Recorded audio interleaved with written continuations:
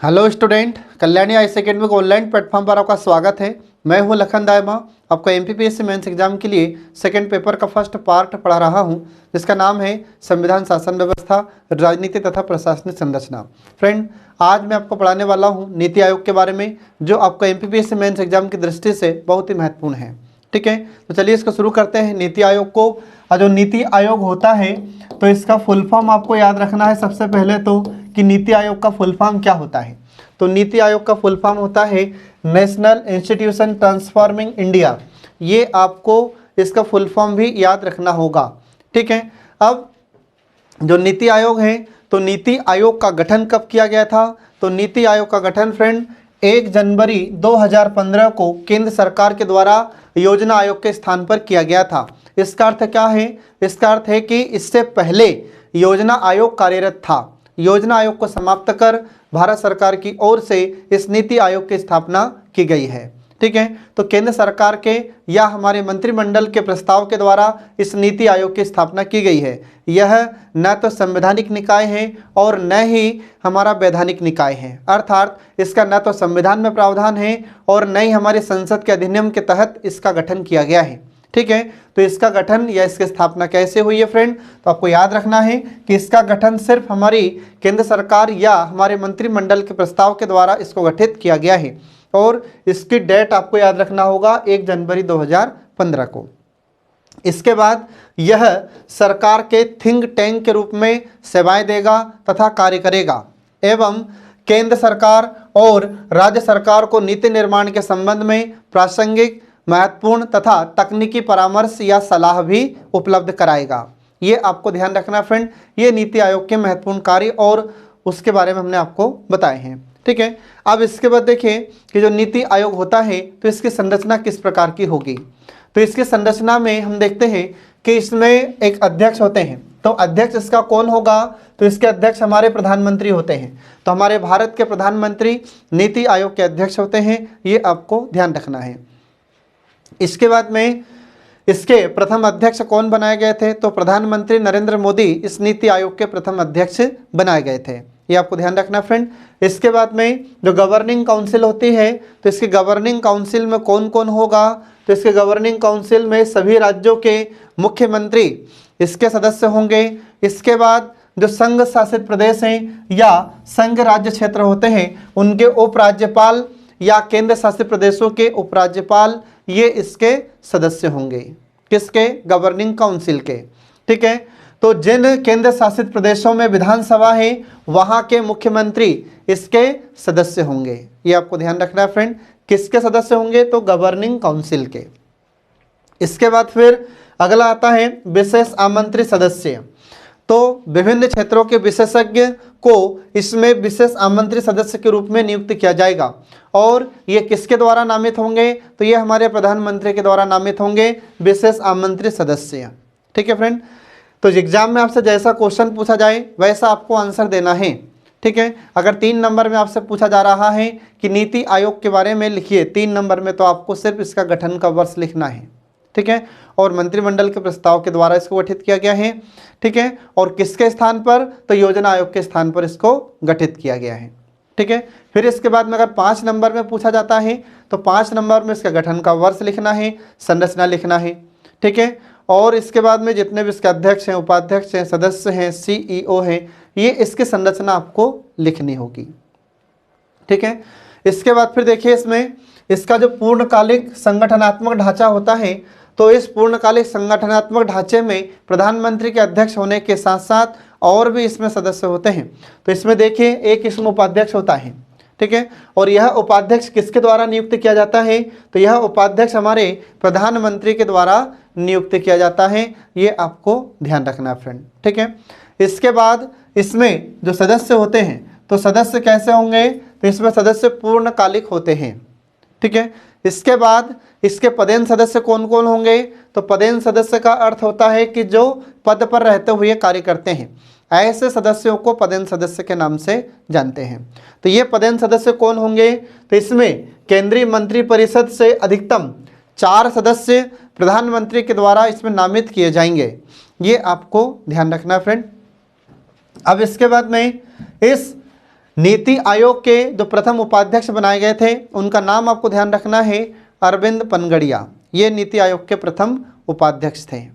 ठीक है, फिर जो वर्तमान उपाध्यक्ष होते हैं तो इसमें वर्तमान उपाध्यक्ष के नाम आपको ध्यान रखना होगा, क्योंकि मैं आपको अभी बताऊंगा तो फिर आप आगे चलकर उसमें आपको कुछ प्रॉब्लम हो सकती है। इसलिए समय समय पर इसमें उपाध्यक्ष बदलते रहते हैं, परिवर्तन इनका होता रहता है। तो जो वर्तमान अध्यक्ष होगा आपको अपडेट करके याद रखना होगा। ठीक है, इसके बाद फिर अगला आता है इसमें अंशकालिक सदस्य। अब अंशकालिक सदस्य में कौन कौन होंगे इसमें, तो अंशकालिक सदस्यों में अग्रणी जो विश्वविद्यालय होते हैं, तो अग्रणी विश्वविद्यालय शोध संस्थानों और अन्य संगत या अन्य सुसंगत संस्थाओं से अधिकतम 2 पदेन सदस्य अंशकालिक सदस्य के रूप में इसमें होंगे, परंतु ये बारी बारी से इसमें अंशकालिक सदस्य होंगे। इसके बाद इसमें होगा मुख्य कार्यकारी अधिकारी। मुख्य कार्यकारी अधिकारी को हम CEO कहते हैं। तो CEO इसका फुल फॉर्म क्या होता है, तो CEO का फुल फॉर्म होता है चीफ एग्जीक्यूटिव ऑफिसर। ठीक है, इसे मुख्य कार्यकारी अधिकारी को इंग्लिश में हम कहते हैं। तो यह CEO किसके द्वारा नियुक्त होगा, तो इसमें आपको ध्यान रखना है, और किस स्तर का होगा, तो भारत सरकार के सचिव स्तर का अधिकारी यहाँ पर एक CEO होगा, और निश्चित कार्यकाल हेतु यह प्रधानमंत्री के द्वारा नियुक्त किया जाएगा। तो प्रथम इसके CEO जो बनाए गए थे वे थे सिंधु श्री खुल्लर, ये इसके प्रथम CEO थी। ठीक है, ये आपको ध्यान रखना है। अब इसके बाद में जो वर्तमान मुख्य कार्यकारी अधिकारी होते हैं तो ये आपको याद रखना है, क्योंकि ये बदलते रहते हैं, तो आपको ही अपडेट करके याद रखना होगा। फिर इसके बाद में इसका सचिवालय, तो सचिवालय आवश्यकता के अनुसार गठित होगा। ठीक है फ्रेंड, तो ये आपको ध्यान रखना है। ये 5 नंबर का क्वेश्चन यहाँ पर आपका तैयार हो जाता है। तो 5 नंबर में अगर आपसे पूछा जा रहा है तो इसका गठन और इसकी संरचना के बारे में आपको लिखना होगा, और यही फिर आपसे 11 नंबर या 11 अंक के क्वेश्चन पूछा जाता है। तो 11 नंबर के क्वेश्चन में आपको पूरा कंप्लीट लिखना होगा, जो हम आपके अब आगे बताएंगे। तो इसके कार्य भी हैं, इसके कुछ आलोचनाएं भी हैं, ये सब आपको फिर 11 नंबर के जो क्वेश्चन आते हैं उसमें आपको लिखना होता है। ठीक है, अब इसके आगे देखिए, इसमें इसके क्षेत्रीय परिषद, तो इसमें क्षेत्रीय परिषद भी होगी, और इस क्षेत्रीय परिषद में कौन कौन होंगे देखिए इसमें आ गया। तो विशिष्ट मुद्दे और ऐसे आकस्मिक मामले जिनका संबंध एक से अधिक राज्य क्षेत्र से हो सकता है या को देखने के लिए क्षेत्रीय परिषद होगी। ये परिषद विशिष्ट कार्यकाल के लिए बनाई जाएगी। तो ये जो क्षेत्रीय परिषद होती है, तो ये क्षेत्रीय परिषद क्या करेगी इसमें, तो इसमें जो विशेष या महत्वपूर्ण मुद्दे होते हैं और कुछ आकस्मिक मामले होते हैं या मुद्दे होते हैं जिनका संबंध एक या एक से अधिक राज्यों से होता है, तो इन्हें देखने के लिए एक क्षेत्रीय परिषद होगी। ये आपको ध्यान रखना फ्रेंड, और ये परिषद विशिष्ट कार्यकाल के लिए ही बनाई जाएगी। इसके बाद फिर अगला पॉइंट आपको याद रखना है कि भारत के प्रधानमंत्री के निर्देश पर क्षेत्रीय परिषदों की बैठक होगी। आ रहा समझ में, हमारे प्रधानमंत्री यह निश्चित करेंगे कि इनकी बैठकें कब होगी, और इनमें संबंधित क्षेत्र के राज्यों के मुख्यमंत्री तथा केंद्र शासित प्रदेशों के उपराज्यपाल इसमें शामिल होंगे। इसकी अध्यक्षता कौन करेगा, तो इसकी अध्यक्षता या तो हमारे प्रधानमंत्री करेंगे, मतलब कि जो नीति आयोग के अध्यक्ष होंगे वही इसकी अध्यक्षता करेंगे। ठीक है, तो नीति आयोग के अध्यक्ष कौन होते हैं, प्रधानमंत्री होते हैं। और मान लीजिए कि यदि प्रधानमंत्री उपस्थित नहीं है तो उनकी ओर से उनके द्वारा जिसका नाम निर्देशित किया जाएगा वह यहाँ पर क्षेत्रीय परिषद की अध्यक्षता करेगा। ठीक है फ्रेंड, ये आपको ध्यान रखना है। अब इसके बाद देखिए इसमें आगे नीति आयोग की शाखाएं। तो देखिए इसमें नीति आयोग की शाखाएं कौन कौन सी होती हैं। तो पहली शाखा देखिए इसमें शोध शाखा। अब शोध शाखा के अंतर्गत किसको किस में शामिल किया जाता है, तो यह अपने क्षेत्र के विषय विशेषज्ञों एवं विद्वानों को समर्पित यह थिंक टैंक होती है, और यह थिंक टैंक के रूप में कार्य करेगी शोध शाखा, जिसमें आंतरिक क्षेत्रीय ज्ञान का विकास करने के लिए इसका महत्वपूर्ण कार्य होता है। ठीक है, तो इसमें कौन होगा शोध शाखा में, तो सब अपने अपने क्षेत्र के विषय विशेषज्ञों को और विद्वानों को इसमें शामिल किया जाता है, और यह थिंक टैंक के रूप में आंतरिक क्षेत्रीय ज्ञान का विकास करती है। यह शोध शाखा का कार्य होगा। इसके बाद फिर दूसरी इसमें शाखा होती है टीम इंडिया शाखा। ठीक है, और जो टीम इंडिया शाखा होती है तो इसमें प्रत्येक राज्य एवं मंत्रालय के प्रतिनिधियों को इसमें शामिल किया जाता है। इसके बाद फिर यह राष्ट्रीय सहयोग एवं सहकार के लिए एक स्थायी मंच के रूप में कार्य करती है। ये आपको ध्यान रखना है फ्रेंड। तो एग्जाम में आपसे क्वेश्चन पूछ सकता है 3 नंबर में कि नीति आयोग की शाखाओं के नाम लिखिए। ठीक है, तो 2 शाखा ये हो गई। अब एक शाखा और आती है परामर्शदात्री शाखा। तो अगर 3 नंबर में आपसे पूछा जा रहा है तो आपको सिर्फ ये शाखाओं के नाम लिखना है। इसके बाद 3 नंबर में पर्टिकुलर इन शाखाओं के नाम भी आपसे पूछ सकता है कि टीम शाखा का नाम लिखिए, परामर्शदात्री शाखा का वर्णन लिखिए। ठीक है, और अगर 5 नंबर में पूछे तो 5 नंबर में फिर इन तीनों शाखाओं का वर्णन आपको करना होगा। ठीक है, फिर देखिए इसमें तीसरी शाखा का नाम है परामर्शदात्री शाखा। तो जो परामर्शदात्री शाखा होती है ये क्या करती है, तो यह ज्ञान एवं धन निधि के विशेषज्ञ पैनल का एक मंच उपलब्ध कराती है। ठीक है, और इसका उपयोग केंद्र एवं राज्य सरकारें अपनी जरूरत के अनुसार कर सकती हैं। ठीक है, और शोध मामलों में, शोध का मतलब होता है रिसर्च करना या जांच पड़ताल करना होता है। ठीक है, तो शोध मामलों में मार्गदर्शन तथा एक समग्र गुणवत्ता जांचकर्ता का कार्य करती है ये। ठीक है, ये आपको ध्यान रखना फ्रेंड। तो ये इस प्रकार से इसकी 3 शाखाएं होती है जिनके बारे में आपको ध्यान रखना है। इसके बाद फिर इसका उद्देश्य क्या है नीति आयोग का, तो देखिए इसके कुछ उद्देश्य हैं जो महत्वपूर्ण हैं। तो पहला उद्देश्य देखिए इसमें कि केंद्र व राज्यों की ओर से चलने वाले एक पक्षीय नीतिगत क्रम को एक महत्वपूर्ण विकासवादी परिवर्तन के रूप में राज्यों की वास्तविक और सतत भागीदारी में बदल देना है। ये इसका पहला उद्देश्य है। इसका अर्थ क्या हुआ, तो इसका अर्थ ये हुआ कि पहले क्या होता था कि केंद्र अपने हिसाब से काम करता था, पहले राज्य अपने हिसाब से काम करते थे। ठीक है, तो अब इनको क्या करना है, तो इन सबको जो भी महत्वपूर्ण विकासवादी परिवर्तन होगा तो इसमें राज्यों की वास्तविक और सतत भागीदारी को बढ़ावा देना है। जबकि पहले ये जो योजना आयोग कार्य करता था तो योजना आयोग में राज्यों की भागीदारी नहीं होती थी। ठीक है, अब इसमें क्या है, तो नीति आयोग में राज्यों की भागीदारी भी सुनिश्चित की गई है और हमारी केंद्र सरकार अब राज्यों के साथ मिलकर कार्य करेगी। ठीक है, इसके बाद फिर अगला उद्देश्य देखिए कि दीर्घकालीन योजना बनाना है। इसके बाद फिर कार्यक्रम निर्माण और समय अनुसार परिवर्तन करना है। ये इसका उद्देश्य है नीति आयोग का। मतलब क्या हुआ कि दीर्घकालीन मतलब आने वाले दीर्घकाल के लिए योजनाएं बनाना है, कार्यक्रम बनाना है या कार्यक्रम तय करना है और समय अनुसार अगर आवश्यकता होगी तो इनमें परिवर्तन भी करना होगा। ठीक है, इसके बाद फिर अगला देखिए राष्ट्रीय विकास के लिए एक साझा दृष्टिकोण विकसित करना। ठीक है, तो देश के विकास के लिए सभी को साथ मिलकर कुछ उपाय करने होंगे, कुछ दृष्टिकोण तय करने होंगे, विकसित करने होंगे। इसके बाद फिर अगला आता है आर्थिक नियोजन और नीति निर्माण में राष्ट्रीय सुरक्षा को सुरक्षित बनाए रखना।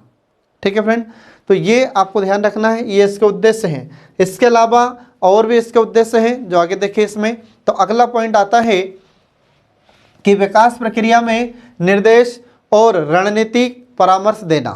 अर्थ मत में, तो विकास की प्रक्रिया में यह आयोग निर्देश भी देगा और रणनीतिक सलाह या परामर्श भी देता है। इसके बाद फिर अगला उद्देश्य होता है कि सहयोगात्मक संघवाद का विकास करना। ठीक है, तो सब सहयोग करके ही आगे बढ़ सकते हैं, सहयोग करके विकास किया जा सकता है, इसलिए सहयोगात्मक संघ का विकास किया जाएगा, यह इसका उद्देश्य है।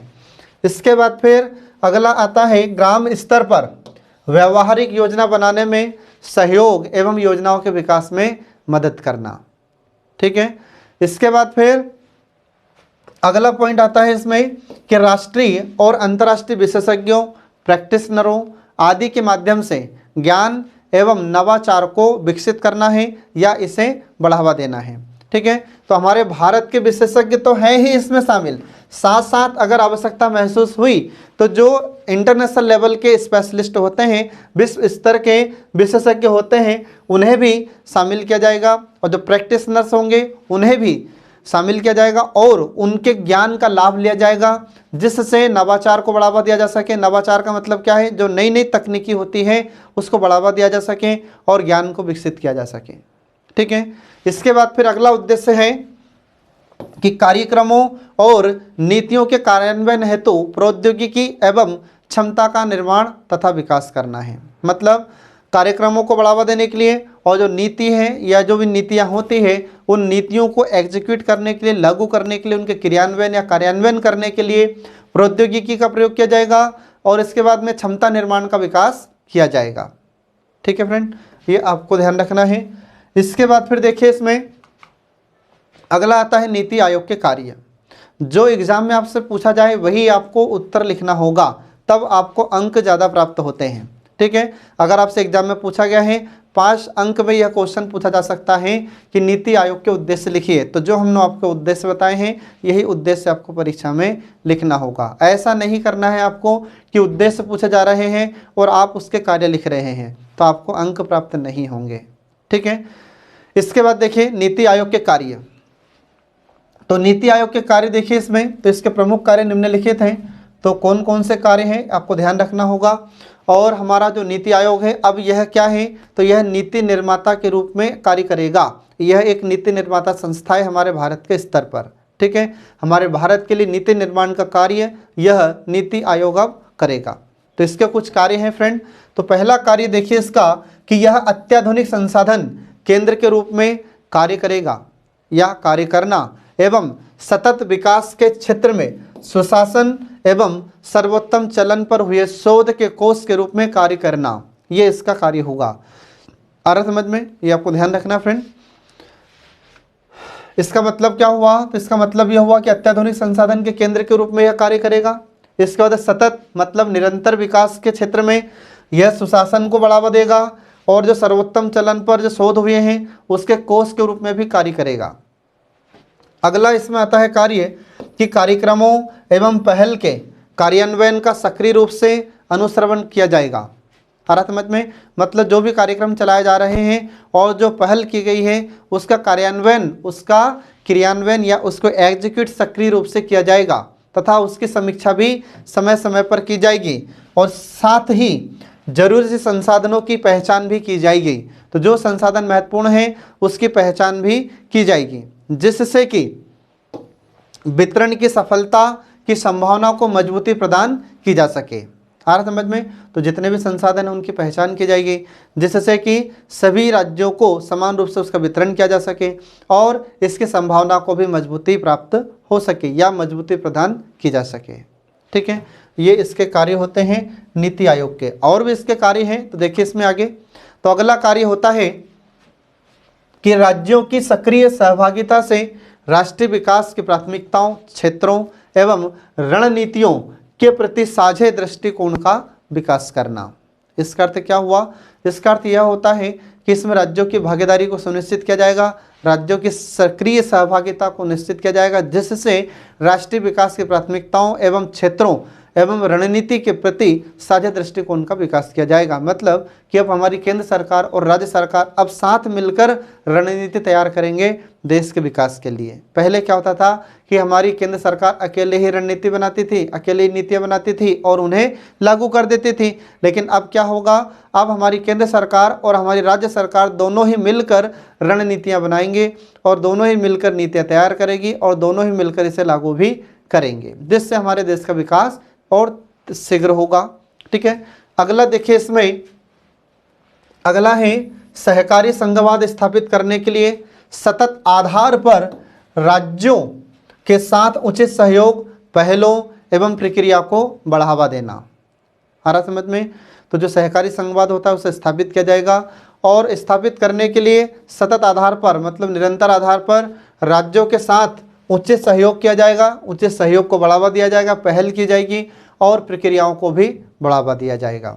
इसके बाद फिर अगला आता है, यह सुनिश्चित किया जाएगा कि जो भी क्षेत्र या विषय इससे संदर्भित किए गए हैं आर्थिक रणनीति एवं राष्ट्रीय सुरक्षा हित इसमें शामिल रहे। मतलब कि हमारी सरकार, केंद्र सरकार और राज्य सरकार दोनों ही मिलकर जो भी कार्यक्रम तय करेगी, जो भी नीतियां तय करेगी, ये रणनीतियां आर्थिक रूप से जुड़ी हो, मतलब लोगों का आर्थिक कल्याण हो और इसमें हमारे देश की सुरक्षा भी शामिल हो। ठीक है, इसके बाद फिर अगला आता है कि समाज के उन वर्गों का विशेष रूप से ध्यान रखना जो कि आर्थिक प्रगति से पर्याप्त रूप से लाभान्वित नहीं हो पाए हैं। आ रहा समझ में? मतलब कि हमारा नीति आयोग समाज के उन वर्गों का विशेष रूप से ध्यान रखेगा जो कि आर्थिक रूप से प्रगति नहीं कर पाए हैं, आर्थिक रूप से सक्षम नहीं हो पाए हैं, ठीक है, इनको पर्याप्त रूप से लाभ पहुंचाया जाएगा। इसके बाद फिर अगला इसका कार्य होता है कि रणनीतिक एवं दीर्घकालीन नीति एवं कार्यक्रम, इनकी रूपरेखा तैयार करना है और इनकी पहलों को डिजाइन करना है और इनकी या उनकी प्रगति एवं क्षमता की जांच करना है। इसके बाद जांच करने से और फीडबैक से जो परिणाम प्राप्त होते हैं उन परिणामों के आधार पर नवाचारी सुधार के लिए तैयार रहना है। नवाचारी सुधार का मतलब होता है तकनीकी सुधार, ठीक है। तो जो तकनीकी सुधार होते हैं, जो नए नए सुधार होते हैं, उनके लिए हमेशा तैयार रहना है।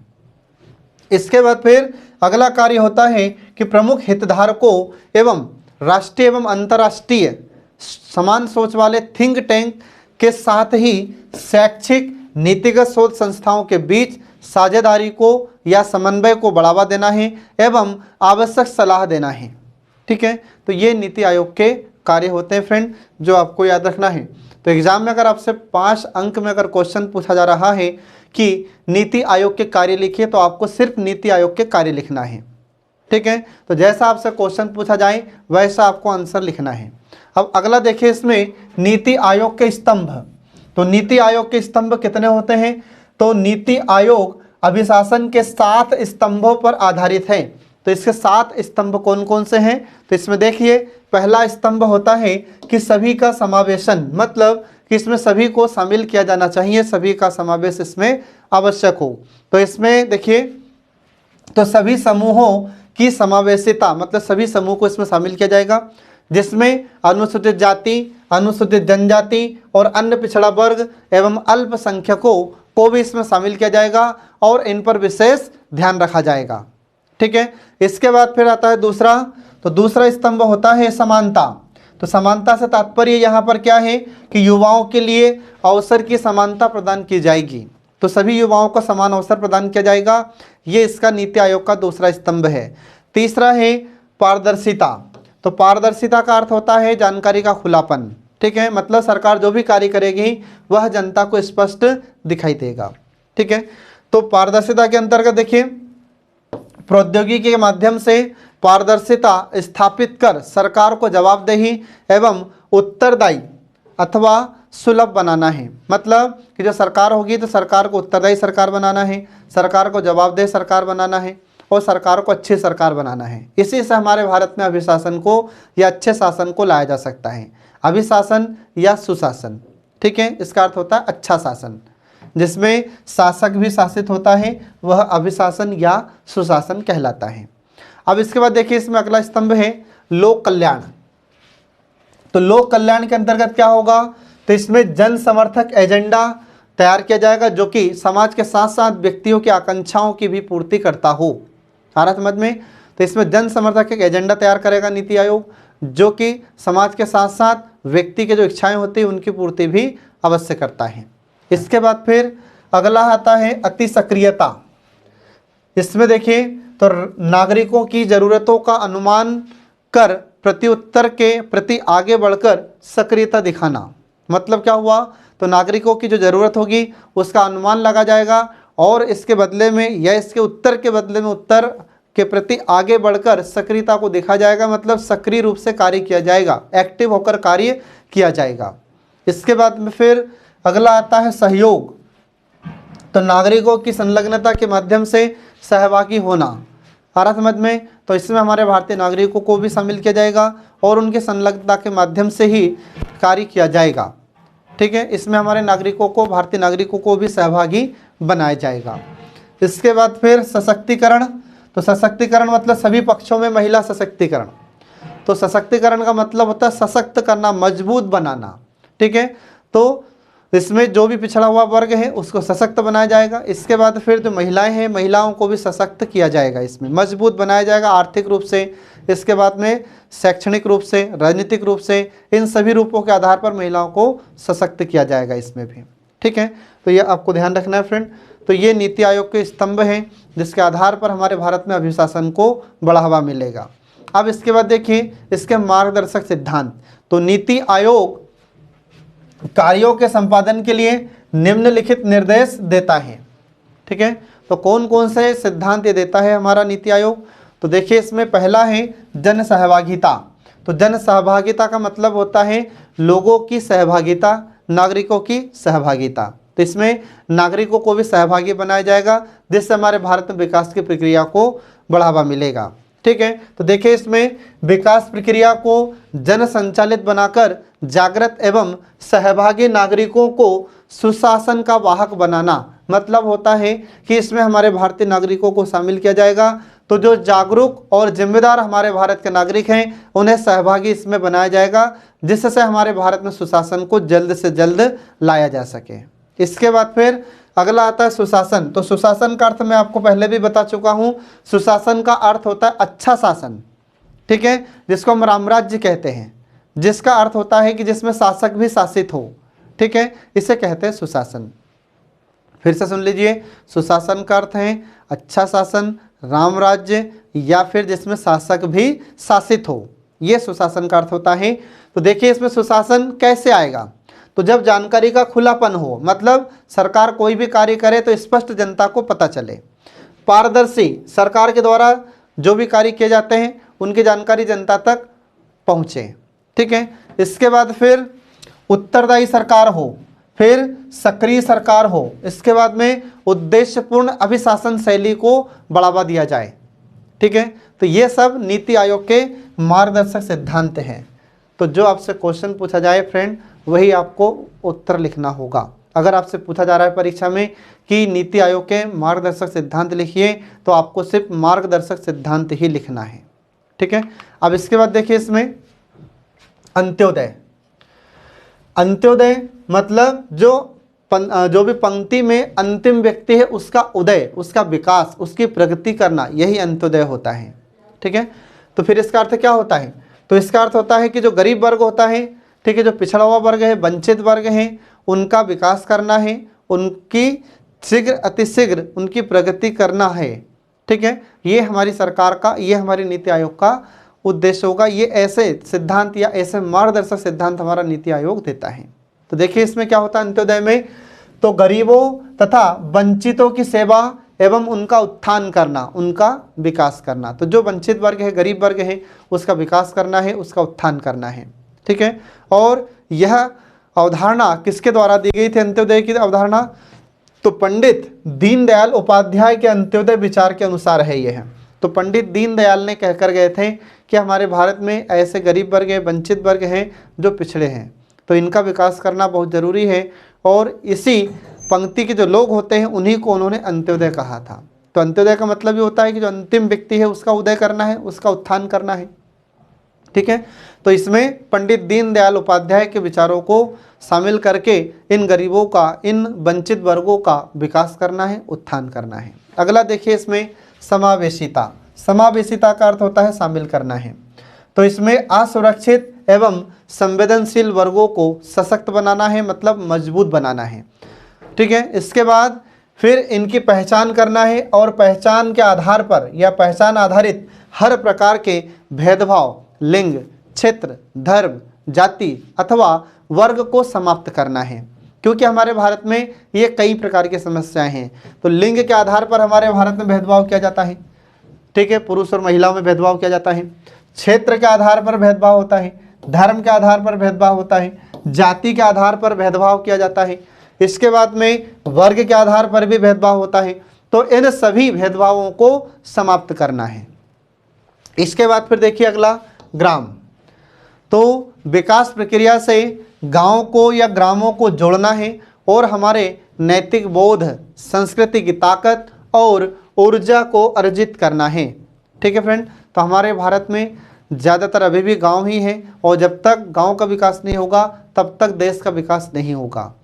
ठीक है, इसलिए हमारे नीति आयोग के द्वारा गांवों को विकास से जोड़ना बहुत ज़रूरी है। ठीक है फ्रेंड, इसके बाद देखिए आगे अगला आता है जनसंख्यात्मक लाभांश। ठीक है, अब जनसंख्यात्मक लाभांश, तो देखिए इसमें हमारी सबसे बड़ी संपत्ति भारतीय युवा वर्ग का उपयोग करना है। भारत की सबसे बड़ी संपत्ति कौन सी है? युवा है। ठीक ठीक है। अगर इस युवा का एक समुचित तरीके से उपयोग किया जाए तो हमारा देश बहुत जल्दी विकसित हो सकता है, ठीक है। इसके बाद फिर शिक्षा, कौशल विकास तथा उत्पादक आजीविका अवसरों के माध्यम से उनके सशक्तिकरण पर ध्यान देना है, ठीक है। इसके बाद फिर अगला आता है सततता। सततता का मतलब होता है निरंतरता, ठीक है। तो पर्यावरण के प्रति सम्मान की प्राचीन परंपरा के अनुरूप अपने नियोजन एवं विकास की प्रक्रिया को केंद्र में रखना है, ठीक है फ्रेंड। तो ये सब इस प्रकार के सिद्धांत हमारे नीति आयोग के द्वारा दिए गए हैं जो मार्गदर्शक का कार्य करते हैं। तो अगर आपसे परीक्षा में पूछा जाता है कि नीति आयोग के मार्गदर्शक सिद्धांत लिखिए तो आपको सिर्फ मार्गदर्शक सिद्धांत ही लिखना है। इसके बाद देखिए इसमें आगे नीति आयोग का महत्व। तो नीति आयोग का महत्व क्या है?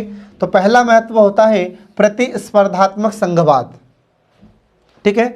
अब इसमें देखिए तो नीति आयोग द्वारा विकसित सूचकांकों में राज्यों के मध्य बेहतर प्रदर्शन हेतु प्रतिस्पर्धा विद्यमान है।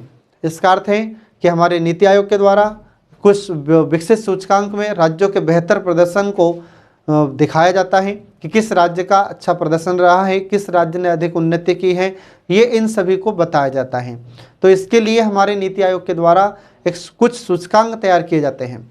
तो इन सूचकांक को किस आधार पर तय किया जाता है? तो देखिए इसमें तो सूचकांक महत्वपूर्ण सामाजिक क्षेत्रों जैसे डिजिटल परिवर्तन सूचकांक, नवाचार सूचकांक, इसके बाद में स्वास्थ्य सूचकांक इत्यादि में वृद्धिशील वार्षिक परिणामों का मापन किया जाता है। आ रहा समझ में? तो किस राज्य ने डिजिटल क्षेत्र में परिवर्तन कितना किया है, इसके बाद में किसने कितनी तकनीकी का उपयोग किया है, इसके बाद फिर स्वास्थ्य में स्थिति क्या है।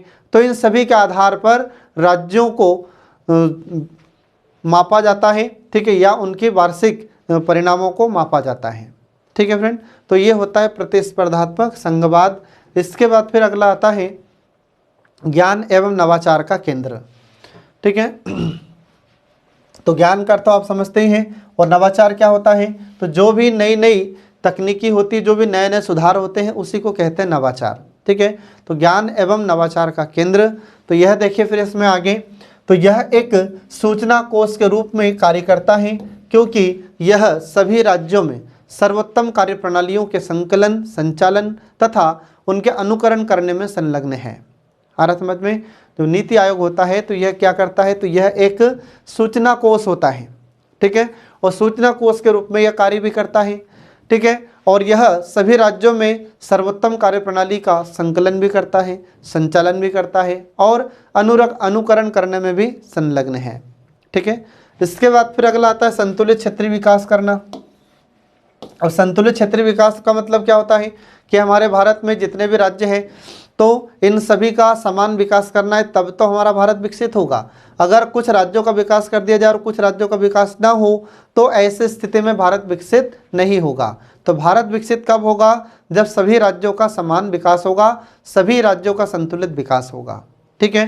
तो आगे देखिए इसमें तो पूर्वोत्तर के लिए एक नीति फोरम तैयार की गई है जिसका उद्देश्य पूर्वोत्तर क्षेत्र के त्वरित, समावेशी और सतत आर्थिक विकास के मार्ग में आने वाले विभिन्न अवरोधों को दूर हटाना है या उनकी पहचान करना है। मतलब कि हमारे भारत में जो पूर्वोत्तर राज्य हैं, ठीक है, इन पूर्वोत्तर राज्यों की समस्याएं क्या हैं, इनकी समस्याओं का समाधान करना है, इनको विकास की कड़ी में शामिल करना है, ठीक है। इसके बाद में इनके आर्थिक विकास को बढ़ावा देना है और इन विकास को बढ़ावा देने में जो समस्याएं आती हैं, जो परेशानियां आती हैं, जो अवरोध का कार्य करते हैं, उन अवरोधों को हटाना है, इन समस्याओं को दूर करना है, ठीक है। इसके बाद फिर इस नीति फोरम की सह अध्यक्षता नीति आयोग के उपाध्यक्ष के द्वारा की जाती है और जब यह फोरम की बैठक होगी तो इस समय इस फोरम की अध्यक्षता कौन करेंगे? तो इस फोरम की अध्यक्षता हमारे नीति आयोग के उपाध्यक्ष द्वारा की जाएगी, ठीक है फ्रेंड, ये आपको ध्यान रखना है इसमें। अब इसके बाद देखिए इसमें फिर आगे तो समावेशी विकास पर ध्यान। तो ये अगला महत्व है नीति आयोग का कि समावेशी विकास पर ध्यान दिया जाएगा, ठीक है। तो समावेशी विकास का मतलब क्या हो जाता है? तो इसमें सभी क्षेत्रों का विकास किया जाएगा, जिसको हम समावेशी विकास कहते हैं, और इस समावेशी विकास पर ध्यान केंद्रित किया जाएगा। तो इसके अंतर्गत देखिए कि जो आकांक्षी जिले होते हैं, तो आकांक्षी जिलों के रूपांतरण पर, मतलब कि जो जिले हैं उन जिलों का सुधार कैसे हो, या जो पिछड़े हुए जिले हैं उनको विकास कैसे किया जाए। ठीक है, तो इस पर ध्यान केंद्रित करते हुए एक विशेष पहल प्रारंभ की गई है, जिसमें नीति आयोग सतत विकास या निरंतर विकास के लक्ष्यों के कार्यान्वयन की निगरानी हेतु एक नोडल निकाय भी है। ठीक है, इसके बाद फिर अगला है कि साक्ष्य आधारित नीति निर्माण करना। तो यह पर्याप्त आंकड़ों पर आधारित नीति निर्माण पर ध्यान केंद्रित करता है। ठीक है, जैसे कि इसने 3 वर्षीय एजेंडा तैयार किया, समग्र जल प्रबंधन सूचकांक, इसके बाद भौगोलिक सूचना तंत्र इत्यादि पर आधारित योजना निर्माण को प्रोत्साहन दिया है, या योजना निर्माण को प्रोत्साहित किया है, या इसको बढ़ावा दिया है। ठीक है, ये आपको ध्यान रखना है फ्रेंड। इसके बाद फिर देखिए इसका अगला महत्व क्या है। तो अगला महत्व है आर्थिक सुधार। अब आर्थिक सुधार, तो इसमें आपको ध्यान रखना है कि इसने आर्थिक सुधार के अंतर्गत कृषि उत्पाद विपणन समिति अधिनियम में इसने सुधार किया है। इसके बाद फिर उर्वरक क्षेत्र के कायाकल्प से संबंधित भी सुधार किया है, किसानों की आय में वृद्धि की है। इसके बाद फिर model agriculture land leasing act आदि में भी सुधार किया है। ठीक है, इसके बाद फिर अगला आता है सहकारी संघवाद। तो सहकारी संघवाद के अंतर्गत नीति आयोग की कार्यप्रणाली में राज्य सरकारों को प्रमुखता प्रदान की गई है। ठीक है, तथा यह केंद्रीय मंत्रालयों तथा राज्यों एवं केंद्र शासित प्रदेशों के मध्य मुद्दों के समाधान की प्रक्रिया को भी गति प्रदान करता है। ठीक है फ्रेंड, ये आपको ध्यान रखना है इसमें। तो कुल मिलाकर बात यह है कि जो राज्य सरकार हैं उनको भी विकास के लिए शामिल किया जाएगा, उनसे भी समय समय पर सुझाव आमंत्रित किए जाएंगे।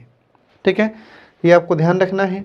अब इसके बाद देखिए इसमें आगे नीति आयोग के समक्ष चुनौतियाँ।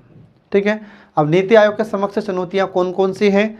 तो पहला देखिए इसमें पहली चुनौती है कि सक्रिय कार्रवाई योग्य लक्ष्यों का अभाव। तो इसे कुछ चुनौतियों के समाधान हेतु सक्रिय उपाय करने की आवश्यकता है, जैसे कि रोजगार के अवसरों का सृजन करना, आर्थिक विकास में वृद्धि करना। ये सब चुनौतियां हमारे नीति आयोग के समक्ष हैं। अगली चुनौती है कार्यान्वयन पर सीमित फोकस। ठीक है, तो जो नीतियां तो बहुत सारी बनाई गई हैं, लेकिन इनको क्रियान्वित कैसे किया जाए, इसके पास कोई ठोस कदम अभी तक नहीं उठाए गए हैं नीति आयोग के द्वारा। ठीक है, तो जो भी नीतियां हैं उनके क्रियान्वयन पर सीमित फोकस किया गया है। ठीक है, तो देखिए इसमें यह अपनी अनुशंसाओं के व्यावहारिक पहलुओं पर पर्याप्त ध्यान नहीं देता है। ठीक है, ये इसके समक्ष चुनौती है नीति आयोग के समक्ष। ठीक है, कि अनुशंसाएं तो बहुत सारी की, सिफारिशें तो बहुत सारी की है, नीतियां तो बहुत सारी बना दी गई, परंतु इस पर अभी तक पर्याप्त ध्यान नहीं दिया गया है। इसके बाद फिर अगला है कि जैसे कि नौकरशाहों के उत्तरदायित्वों का निर्धारण। नौकरशाहों का मतलब होता है कि जो हमारे सरकारी अधिकारी वर्ग होते हैं, मतलब जो अधिकारी वर्ग हैं उनको कहा जाता है नौकरशाह। तो नौकरशाहों के उत्तरदायित्वों पर निर्धारण और सरकार नागरिक अंतरक्रिया। तो अभी भी हम देखते हैं कि जो नौकरशाह होते हैं, जो अधिकारी वर्ग होते हैं, अभी भी जनता के लिए सेवक की तरह कार्य नहीं करते, अभी भी वे अपने आप को स्वामी समझते हैं। ठीक है, तो स्वामी की भावना से प्रशासन में कार्य करते हैं, जिसके वजह से अभी भी हमारी भारतीय जनता या हमारे भारतीय नागरिक इनसे बात करने में झिझकते हैं या कतराते हैं। ठीक है, या डरते हैं या भयभीत होते हैं।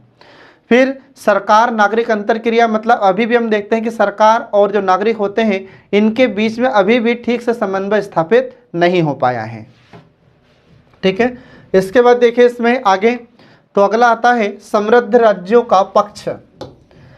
ठीक है, अब प्रतिस्पर्धात्मक संघवाद को प्रोत्साहन देने से पहले से ही समृद्ध राज्यों को अधिक लाभ हो सकता है, जबकि पिछड़े राज्यों को इसमें हानि हो सकती है। ठीक है, ये नीति आयोग के समक्ष चुनौती है फ्रेंड। फिर इसके बाद में अगला है इसमें संवैधानिक प्रकृति का अभाव। तो इसे एक कार्यपालिका प्रस्ताव के द्वारा स्थापित किया गया है, जिससे इसमें सहकारी हस्तक्षेप को अत्यधिक बल मिल सकता है, या सहकारी हस्तक्षेप इसमें बढ़ सकता है। मतलब ये हुआ कि न तो इसका संविधान में प्रावधान है और न ही हमारी संसद के द्वारा अधिनियम बनाकर इसे स्थापित किया गया है। इसे तो कैसे स्थापित किया गया है, तो इसे तो हमारी कार्यपालिका या हमारे मंत्रिमंडल के प्रस्ताव के द्वारा इसे स्थापित किया गया है। ठीक है, तो इसमें अत्यधिक हस्तक्षेप बढ़ने की संभावना है। ठीक है, ये इसके समक्ष चुनौतियां हैं नीति आयोग के समक्ष फ्रेंड। अब इसके बाद देखिए इसमें कार्यों का अतिव्यापन। अब कार्यों का अतिव्यापन इसके अंतर्गत क्या होता है, तो सौंपे गए कार्यों के निर्वहन में नीति आयोग के कार्यक्षेत्र अंतर्राज्य परिषद के कार्यक्षेत्र से कहीं कहीं टकरा जाते हैं। ठीक है, जो अंतर्राज्य परिषद होती है तो अंतर्राज्य परिषद के जो कार्यक्षेत्र होते हैं और नीति आयोग के जो कार्यक्षेत्र होते हैं तो ये लगभग कुछ समान हो सकते हैं। तो दोनों के कार्यक्षेत्र एक दूसरे से ऐसे टकरा सकते हैं और इस कारण से फिर क्या हो सकता है कि जो अंतर्राज्य परिषद होती है और नीति आयोग होते हैं तो इनके बीच में टकराव बढ़ सकता है।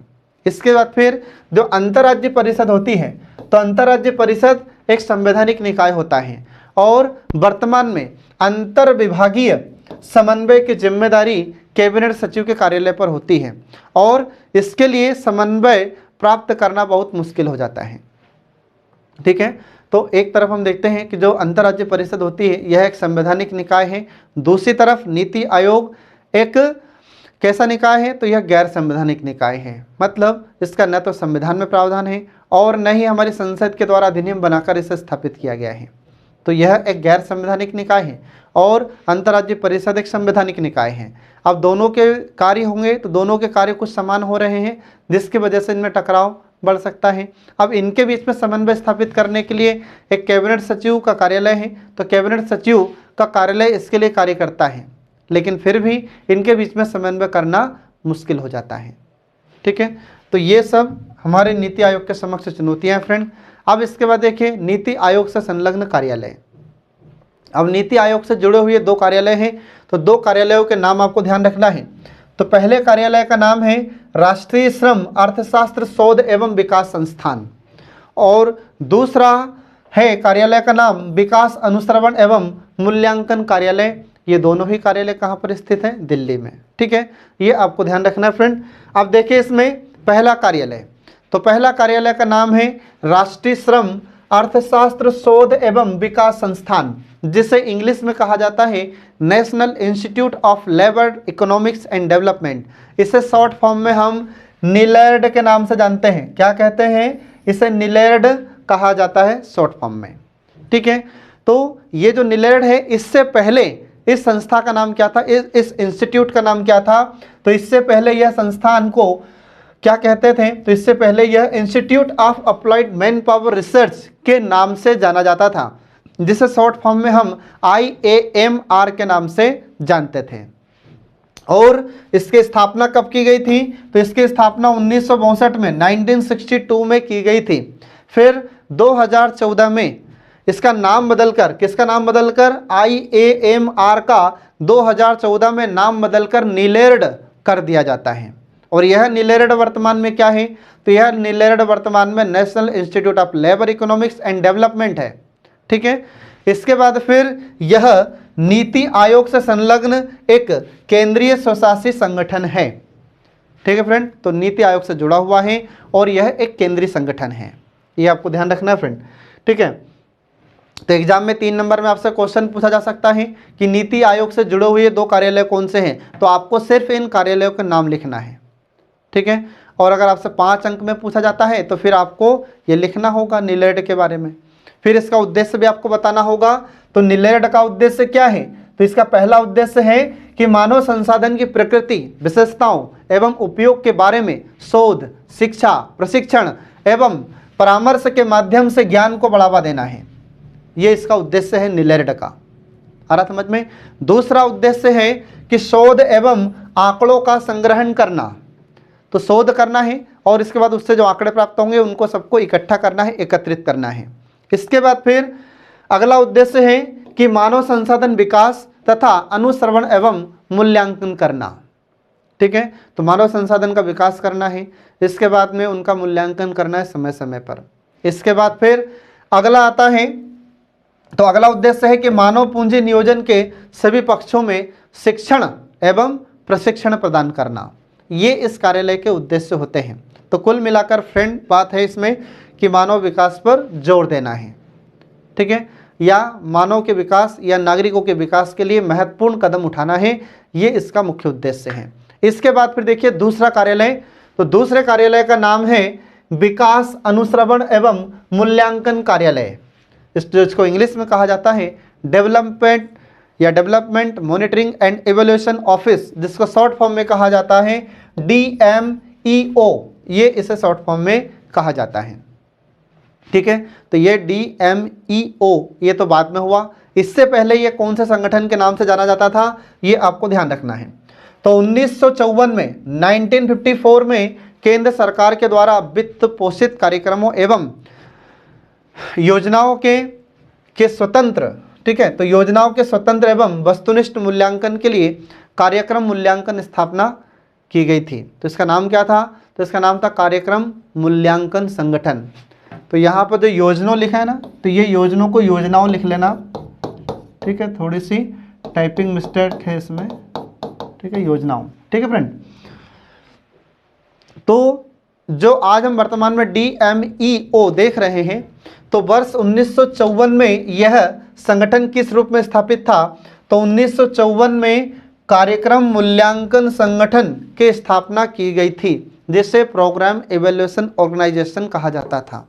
तो ये क्या करता था, तो केंद्र सरकार द्वारा वित्त पोषित कार्यक्रमों और योजनाओं, ठीक है, तो योजनाओं के स्वतंत्र एवं उनके वस्तुनिष्ठ मूल्यांकन करने के लिए यह कार्यक्रम मूल्यांकन संगठन स्थापित किया गया था। कब, 1954 की बात है, 1954 में।